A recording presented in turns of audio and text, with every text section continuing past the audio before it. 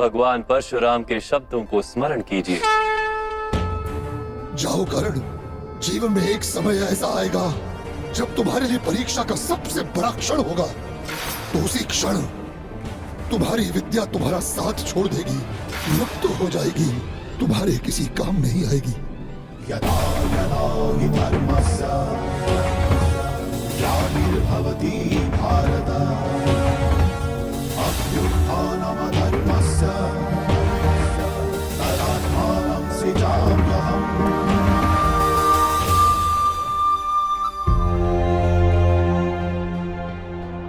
जो विद्या नीति के मार्ग पर चलकर प्राप्त की जाती है, वो संकट के समय में साथ छोड़ देती है।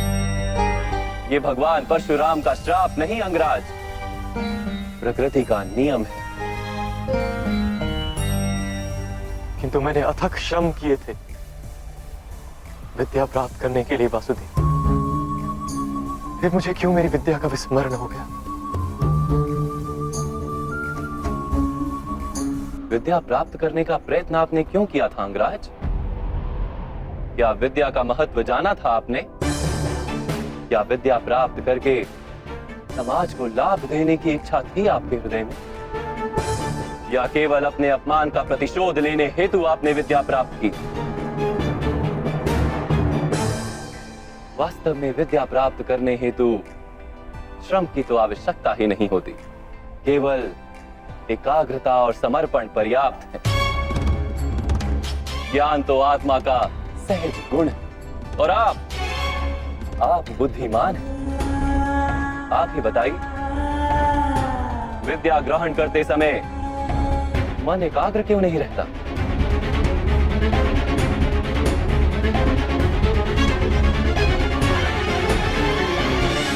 जब ज्ञान को मनुष्य साधन मानता है, किसी अन्य वस्तु को प्राप्त करने हेतु ज्ञान ग्रहण करने निकलता है,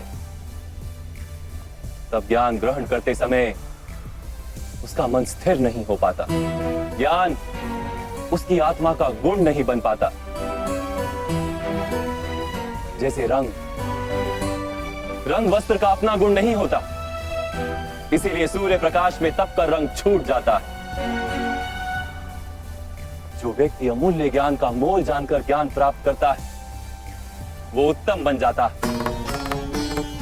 किंतु जो व्यक्ति कुछ और प्राप्त करने के आशय से ज्ञान प्राप्त करता है, वो जीवन भर श्रेष्ठ बनने की स्पर्धा में लगा रहता है, किंतु उत्तम नहीं बन पाता।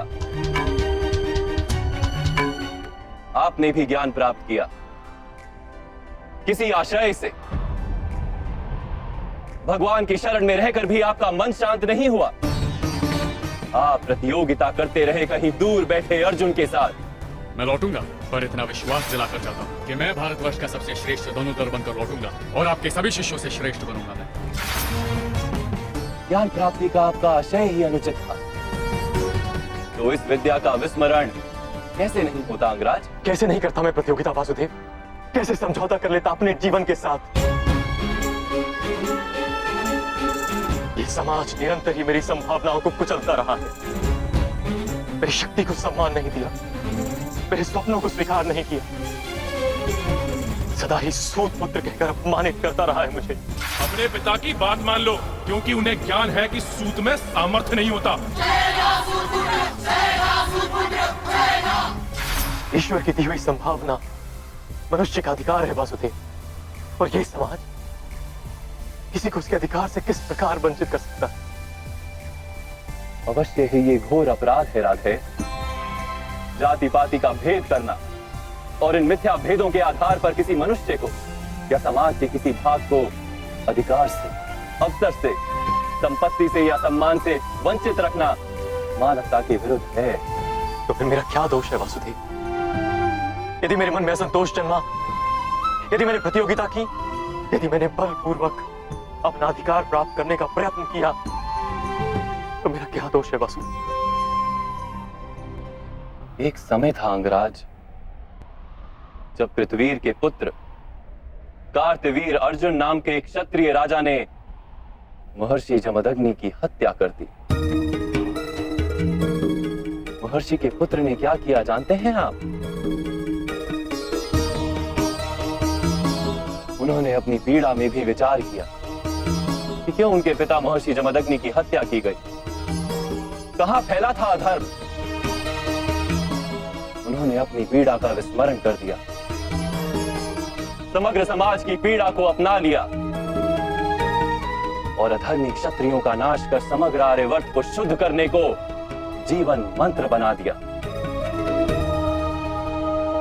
वो केवल प्रतिशोध लेकर बैठते तो आज भगवान परशुराम नहीं कहलाते। हाँ राधे, आपको जो दुख और अपमान मिले वो वास्तविक थे, किंतु आप उन्हें अवसर बना लेते तो समाज का उद्धार होता और आपका कल्याण होता। आप जैसे शक्तिमान मनुष्य का आधार यदि अन्य शोषित और पीड़ित लोगों को मिल जाता तो कितने जीवन सुख से भर जाते। आपके पास संभावना भी थी, सामर्थ्य भी था और उस पीड़ा का अनुभव भी था, किंतु आपने अपना जीवन उन्हें समर्पित नहीं किया।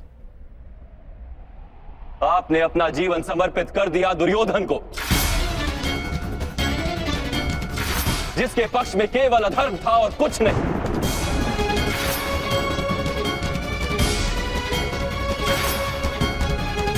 अब देखिए अपनी स्थिति, आप दुर्योधन के पक्ष में खड़े रहे, आप पांचाली के वस्त्र हरण जैसे पाप के भागी बने, आप अपनी माता का सम्मान नहीं कर पाए, अपने ही भाइयों के दो पुत्रों की हत्या की आपने, और आज अपना धर्म गवाकर, अपनी विद्या गवाकर, अपना संतोष गवाकर अपने ही अनुज के हाथों मरने के लिए सज खड़े।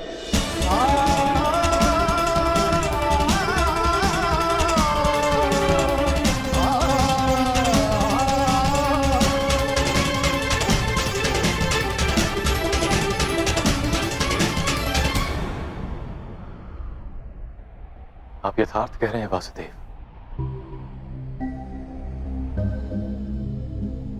किंतु मैं मित्र दुर्योधन के उपकारों का विस्मरण नहीं कर सकता। कौन सा उपकार राधे?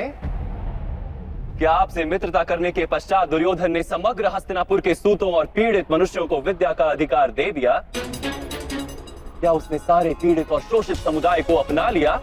नहीं नहीं राधे, उसने केवल अपने लाभ हेतु आपसे मित्रता की।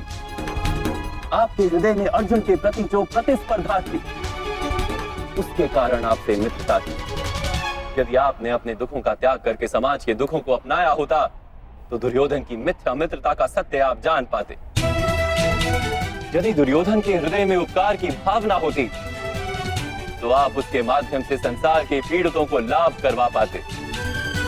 वास्तव में उसे सारे अधर्मों और अपराधों से मुक्त करवा पाते, किंतु आपने सत्य जाना ही नहीं। आप पर किए गए उपकारों का वास्तव में कोई मूल्य ही नहीं था। मैंने जीवन भर पीड़ितों और वंचितों को दान दिया है वासुदेव। अपनी संपत्ति में से अपने पास कुछ भी नहीं रखा। धनदान का वास्तविक लाभ दानी को होता है, दान प्राप्त करने वाले को नहीं। आपने यदि अपने सामर्थ्य का उपयोग अपने जैसे पीड़ितों को स्वतंत्रता दिलाने के लिए किया होता तो सबको लाभ होता राधे। आप कहते हैं कि समाज ने आपकी संभावनाओं का नाश कर दिया, किंतु ईश्वर द्वारा दी गई उन संभावनाओं का मूल्य तो आपने जाना ही नहीं।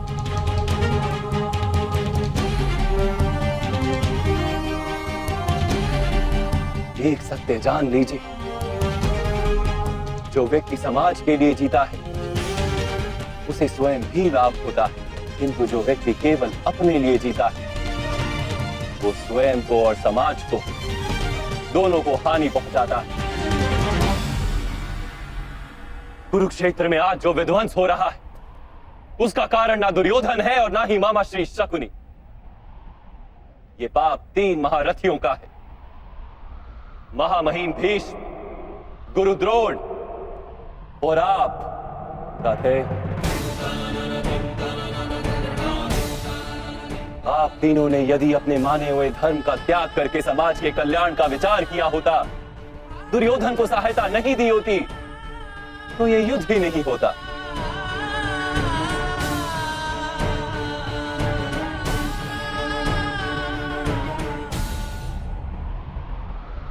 आप उचित कह रहे हैं वासुदेव। इस समाज को जितनी हानि अधर्मियों से नहीं होती, उससे अधिक हानि धर्म जानने वालों की निष्क्रियता से होती है। इस महायुद्ध का पाप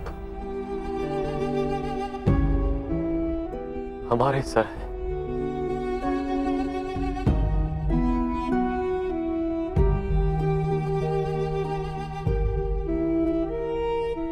अब समय है राधे,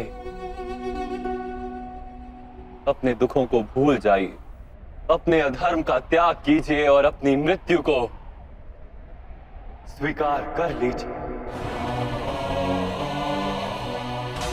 इसी में समाज का और आपका कल्याण है राधे।